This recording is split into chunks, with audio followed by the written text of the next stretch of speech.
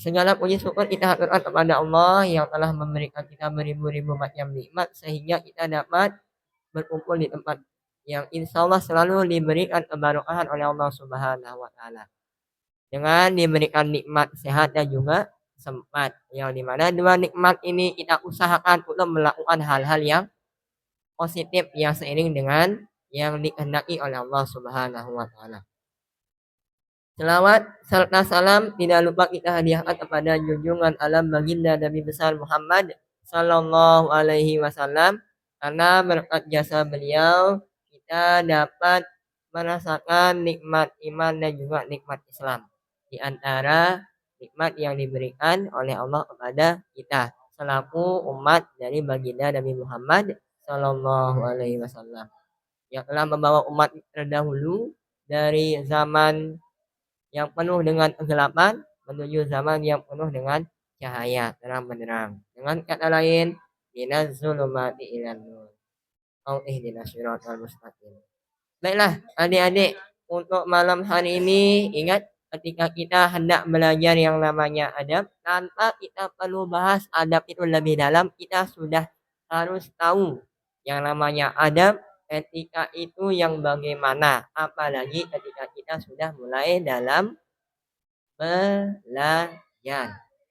Tuh ya, apakah nanti ketika guru berbicara kita juga harus berbicara, ketika guru menjelaskan apakah kita ngelai-lainan. Jadi kita udah harus tahu kemana arah adab itu nanti membawa kita sebelum kita bahas ya. Paham adik-adik? Untuk malam hari ini ya harusnya itu semuanya, tapi biar terkontrol jadi dibantu sama kakak ISPPH-nya.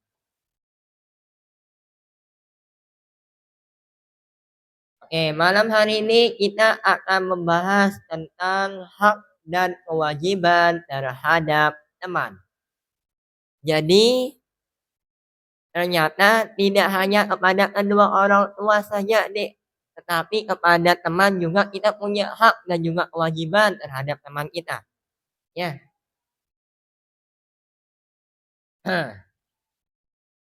Di sini dikatakan, ya bunayya, ha anta qad asbahta min talabatil ilmi syarifi walaka rufaqa'u fi darsik. Wahai anakku, ingatlah engkau telah menjadi seorang pelajar yang menuntut ilmu dan engkau memiliki banyak teman. Yang namanya orang menuntut ilmu itu pasti dia tidak sendiri. Ya, pasti banyak dari Lombok, yang dari luar Pulau Lombok, yang dari luar negeri juga ada. Bahkan kita yang Indonesia saja itu diajarkan oleh baginda Rasulullah Shallallahu Alaihi Wasallam menuntut ilmunya itu sampai negeri Cina. Ya, karena sepenting itu, Dek. Kenapa harus sejauh itu? Yang namanya ilmu itu dia perlu yang namanya perjuangan. Yang dimana yang namanya perjuangan itu memerlukan apa, Dek? Pengorbanan. Perjuangan yang memerlukan pengorbanan. Tidak semua itu mondok nih, pondok pesantren. Perjuangannya adalah untuk belajar, menghafal, kemudian belajar mulai dari akhlaknya, mulai dari jurumiyahnya, mulai dari amsilahnya, dan yang lain-lain. Namun ketika kita mondok, kita perlu mengorbankan sesuatu. Apa itu? Orang tua, perasaan, kemudian uang. Itu benar yang disebut tadi itu. Waktu juga kita korbankan adik-adik, apalagi selain uang dan juga waktu. Teman, kalau kemarin nih ada yang bilang kalau di pondok itu jauh dari teman rumah. Nah, namanya kita menuntut ilmu itu perlu jauh dari orang tua, dari teman rumah. Karena apa? Ketika kita datang ke lingkungan yang baru, berarti kita punya teman baru. Teman yang lama, teman yang di rumah, jangan sampai kita lupakan. Itu ya. Kemudian hum ikhwanuka wa hum ashiratuka wa iyyaka an tu'zi ahadam minhum au tusi'a muamalatahu. Mereka adalah saudara, temanmu dalam pergaulan. Kalau di asrama, kita dalam satu ruangan itu banyak teman kita nih, ada yang isinya 40, ada yang isinya 30 sekian. Nah, yang 30 itu ya harus akur, tidak boleh ada yang saling cela-mencela, saling membuli, saling menghina satu sama lain. Nih, ya, di dalam pergaulan lebih-lebih. Tadi ada wali teman sini nih, eh nelpon kemudian cerita bahwa kenapa harus dipondokkan anaknya. Faktor utamanya adalah di zaman sekarang ini pergaulan bebas. Ya, dilihat ada anak anak sekolah ini ya yang bukan pondok, yang ketika jam belajar dilihat lagi nganggur, ketika jam belajar dilihat lagi ngerokok. Nah, maka itu ya walinya bilang nih, "Ya ampun teman jati serius mondok Ustaz. Adik tahu kontrol diri." Nah, lamun itu belajar lo lamun di sekolahan sedek pondok. Kalau di pondok ya memang beratnya itu adalah pertama jauh dari orang tua, jauh dari fasilitas seperti HP, motor, kangen sama orang tua dan intinya segala sesuatu yang membuat kita itu merasa nyaman. Namun itu sifatnya cuma sementara. Karena ketika kita sudah belajar untuk membiasakan diri adik-adik, nanti ke depannya pasti kita akan dapatkan semua itu. Jadi itu, ya. Kemudian karena itu jangan engkau menyakiti hati atau berlaku buruk terhadap mereka. Mereka ini siapa? Teman kita. Ada satu berita nih, Dek. Ada anak, dia itu bunuh diri gara-gara dibully sama temennya. Kalau dibully kan memang anu kan, hampir tiap di sekolah pasti ada pembulian. Tahu pembulian yang ini disebabkan apa? Karena dipanggil nama orang tuanya. Anak ini tidak suka dipanggil nama orang tuanya, jadi banyak teman-temannya itu yang kalau manggil dia pasti orang tuanya yang disebut. Akhirnya anak kejadian itu dia tidak terima nama orang tuanya disebut, akhirnya dia bunuh diri. Menghina termasuk mencela nama orang tua, apakah itu termasuk membuat hati seseorang sakit? Termasuk. Ya, apalagi sampai bunuh diri orang itu. Nah, sekarang saya mau tanya, yang kemarin, ya ada berita. Ini berita ini kalau sini tidak percaya, nanti tanya aja orang tua sini. Bahkan kemarin itu ada juga wali yang ngomel adik. Ustadz, ngomel keadaan anak yang di pondok. Jadi kayak khawatir, kemudian ditahu bahwa kasus ada 2 santri yang meninggal dunia gara-gara pembulian itu. Akhirnya apa? Tenang, angan tiang Ustad, dan anak-anak dua santri ya bilinan gara-gara tolok si batur. Nah. Pertanyaannya nih, apakah dengan penyampaian tiap malam, setiap baris malam ke kalian, apakah itu menjadi sebuah sesuatu yang tidak seharusnya saya lakukan kalau kaitannya dengan masalah pembulian lebih-lebih? Harus penyampaian atau enggak di sana? Harus. Anak nih dengar baik-baik ya.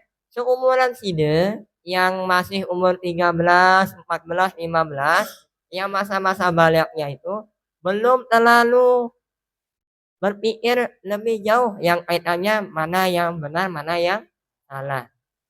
Bahkan tidak heran deh kemarin beberapa bulan yang lalu kalau tidak salah ada satu buah video.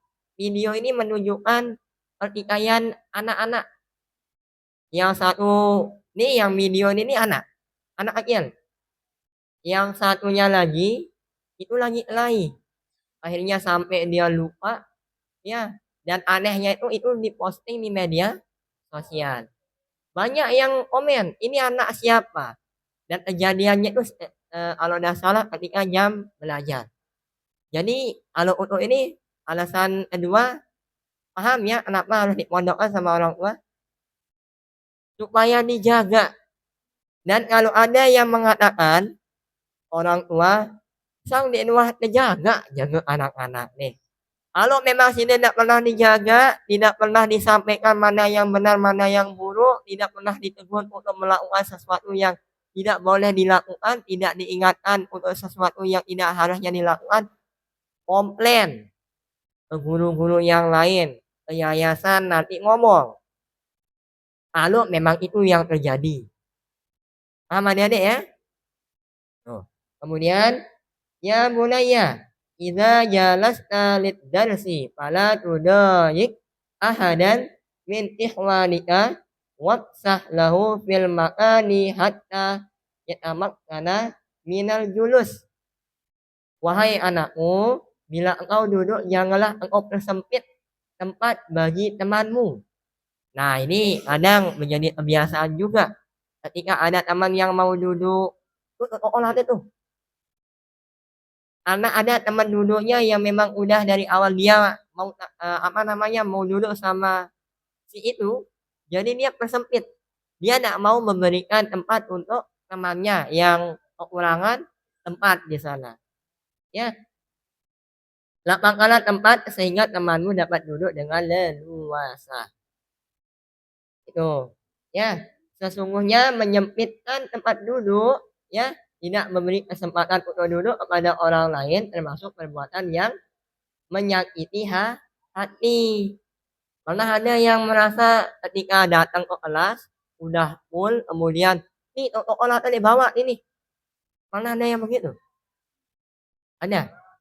Untuk saya pribadi pernah nih. Bahkan memang ya udah daripada tidak ikut belajar lebih baik kita duduk walaupun tanpa bangku daripada tidak ikut belajar. Itu. Ya, fa inna mudayaqal ikhwani fi majalisihim tugiru sudura wa tuwalladul ahqada wa tufiru surur. Itu. Ya, sehingga membuat tidak enak di hati serta memunculkan banyak keburukan. Keburukan itu di antara salah satunya adalah pertikaian, rasa benci, dendam kepada orang lain. Termasuk itu yang kita tidak kasih tempat duduk, akhirnya gara-gara kita tidak kasih tempat duduknya, masalah itu yang dibesar-besarkan. Pokok utandaian sedek bang aku tahu tokon. Ya, malamnya dikeroyok, besoknya itu diancam. Ya, supaya kalau sampai lagi seperti itu dihajar sampai dia pingsan atau mungkin sampai mati. Ini yang naudzubillah ya. Ya ayyuhalladzina amanu idza qila lakum tapassahu fil majalisi fafsahu yafsahillahu lakum. Hai orang-orang yang beriman, bila dikatakan padamu berlapang-lapanglah dalam majelis, maka lapangkanlah. Niscaya Allah akan memberikan kelapangan untukmu. Yarfa'illahu alladhina amanu minkum walladzina utul ilma darajat. Wallahu bima ta'maluna khabir. Nah, ini nih yang menjadi salah satu dalil kenapa kita itu penting dalam menuntut ilmu, terlebih lagi hidup bersama orang lain. Ya. Dan apabila dikatakan berdirilah, maka berdirilah. Niscaya Allah akan meninggikan derajat orang-orang yang menuntut ilmu. Allah Maha mengetahui apa yang kamu kerjakan. Itu Quran surat Al-Mujadalah ayat 11. Dek, kita garis bawahi, niscaya Allah akan meninggikan derajat orang-orang yang menuntut ilmu. Apakah semua yang ada di asrama ini akan ditinggikan derajatnya? Kenapa? Caranya. Ada saya tanya, yang di musola, yang di asrama kita sama-sama belajar enggak? Sama. Tetapi kalau kita lihat dari kesungguhan, beda. Ada yang belajarnya sambil tidur, ada yang belajarnya sambil nyoret-nyoret, ada yang belajarnya sambil gambar, sambil main-main. Maka yang dikatakan dari ayat ini, yang ditinggikan derajatnya oleh Allah adalah mereka yang betul-betul serius. Ketika dijelaskan mendengarkan, ketika ditanya berusaha untuk menjawab semampunya. Ketika diminta untuk mendengarkan, mendengarkan. Bukan ketika ditanya, "Sini lagi belajar ya?" "Iya, belajar." Tetapi ketika ditanya, "Apa yang sudah dipelajari?" Tidak ada. Lalu bagaimana Allah tinggikan derajat kita sebagai penuntut ilmu, sedangkan ketika kita menuntut ilmu, kita tidak tuntut ilmu itu dengan baik. Tuh. Ini bahasanya Allah ya. Sudah kita sering baca di dalam Al-Quran, ngaji lebih-lebih itu yang diharapkan sama orang tua. Oke, adik-adik, gini. Kalau untuk masalah ilmu pembelajaran, mungkin kalau kita katakan hampir dari kita itu tidak bisa menguasai semua pembelajaran. Ada yang bisa di matematika, tetapi tidak bisa di olahraga. Betul tidak? Ada yang bisa di olahraga, tetapi otaknya tidak main di matematika. Kalau di dalam ini ya, kalau di dalam ilmu pembelajaran yang di kelas, yang di kuliah, yang saya pelajari itu, Dek, tingkat kecerdasan anak itu berbeda-beda. Tadi, ada yang senang di olahraga, tapi otaknya agak lelet di matematika. Ada yang senang di matematika, tapi dia tidak senang di olahraga. Ada yang senang di seni, tetapi dia tidak suka di biologi. Begitu juga sebaliknya. Nah, pertanyaannya, lalu kalau begitu untuk apa kita belajar kalau kita tidak bisa? Satu nih, Allah ingin melihat kemampuan kita untuk berusaha. Hasil bisa atau tidaknya itu masalah belakangan, masalah nanti kalau bisa itu. Anak kecerdasan orang itu beda. Makanya ketika gini nih, ketika ngelihat sini belajar itu ada yang paham alhamdulillah, yang tidak paham ya mungkin nanti belakangan. Tergantung ke kitanya. Kalau kita belum paham berarti harus nanya, belajar, tanya ulang teman-temannya, tanya ulang guru-gurunya. Maaf Ustadz, ini tadi maksudnya apa ya? Karena selain kita belajar, yang namanya proses itu adalah termasuk tanya jawab. Ketika ada sesuatu yang kita bingungkan, di sanalah peran teman. Ya, teman yang bisa. Jadi kalau mau dibantu sama teman, kalau kaitannya di bab ini, kita tidak boleh menyakiti hati teman itu. Entah itu dari omongan, entah itu dari perbuatan. Yang dari omongan yang mana? Memanggil dengan nama yang jelek, yang tidak diinginkan. Dari perbuatan, kita yang mungkin suka pukul dia, kalau kita tidak dikasih kado, itian kado pindah nih lamun dia bacok mana nih. Gara-gara kado pindang, satu nyawa dihilangkan. Akhirnya masuk penjara. Itu. Ya. Oke, itu adik-adik ya. Mudah-mudahan kita semua paham dengan apa yang sudah disampaikan untuk malam hari ini. Apa tadi hak dan kewajiban kita kepada teman, Dek?